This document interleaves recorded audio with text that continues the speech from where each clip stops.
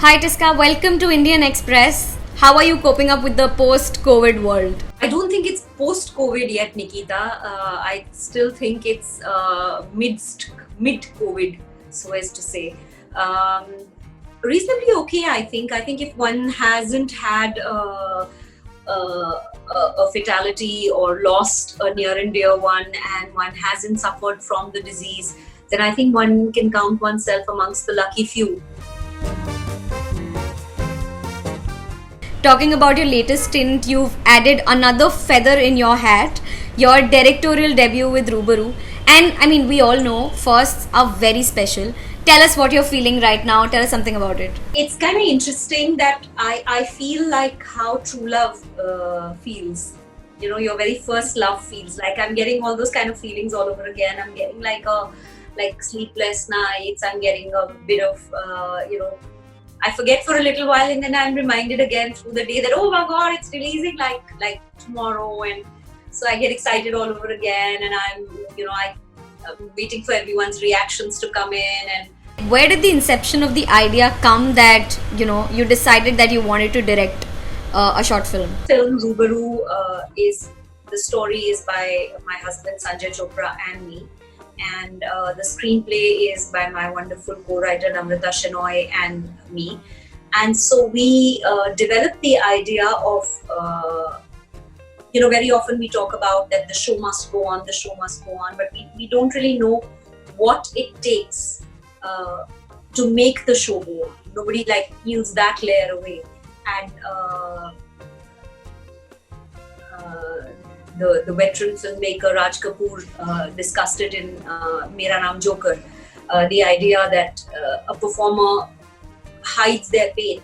I wanted to look at it in a slightly different way. I wanted to look at it in this way that what if your personal life is crumbling and you're losing your confidence, you're losing your nerve. The central character in Ruberoo is an actress called Radha Malhotra. And Radha Malhotra is under a lot of strain and stress. And what is it that she does to overcome her nerves? Because she's beginning to feel that she's not relevant, she can't perform, she probably never was an actor of any caliber. So it's all of those things that came into the mix. So obviously there's a lot that comes from my being an actor, but of course it also comes from watching so many other actresses. Right? So it is the pain behind the performance.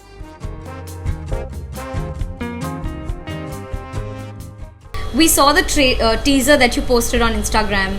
As an artist and as an individual, how deeply did you connect with the story, with the essence of this film? You see this as an audience, you see this view. I wanted to swivel it around and show you what happens in the corridor behind. What all goes into putting up that thing that you enjoy so much. So in a way, I wanted to get closer to the audience by showing them some of us, because they see us as these creatures who inhabit this world, who have this life, and who have all of this, and we get love, so much love. I mean, it's Thanksgiving as well, and I would like to really, really, really thank the audiences. I've been working for almost 24 years, 25 years as an actor, and I've never really got a chance to say thank you. I've never really got a chance to tell them my story, my way. So this is not just my story, but the story of many actresses. So I wanted to actually take them with me on a journey and say, कि आओ हमारे अंदर का दिल भी देखो. So I think we can say very safely that you're gonna take us all behind the scenes, as they say. Yeah, it's a BTS film.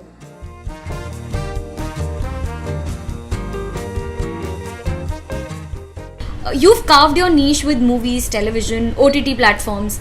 How do you see content changing now, juxtaposed to when you entered the industry? When I first came into the business, the stories were shit.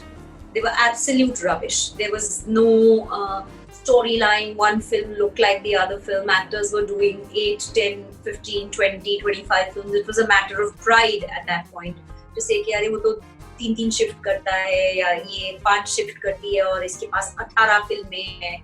and stuff like that. And I think there wasn't any emphasis on quality. There was emphasis on quantity. And actresses came, they worked for like 5 years, 7 years, and then they disappeared. And you never heard of them again. And it was largely for women about youth and beauty. But stories are not about youth and beauty only. Vanita from Chutney is not young, she's not beautiful. And she can't even speak properly. She says, "Ab to hum to Ghaziabad se hain, humko kya pata?" So she's like that. So then what does she negotiate or navigate her life with? That was a big question for me. And I think the fact that the audiences loved it just proved so much to me that people don't really care only about youth and beauty. They care about story much more than they care about just youth and beauty. Looking beautiful is no big deal. I mean, it's easy, but to connect with someone's emotions and to connect with someone's heart and take their heart out of their chest and say, "Ab ye mera hai, ab main nahi dunga," I like to do that.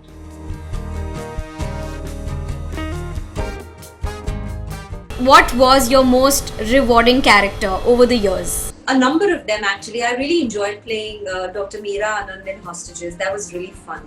I also liked how badass she was. So intelligent and so sharp. I also enjoyed Chutney very much because it was my first time as producer and writer and all of that. So that will always be special. And of course, the one that is universally loved by everyone is Tare Zameen Par, which is like, it's got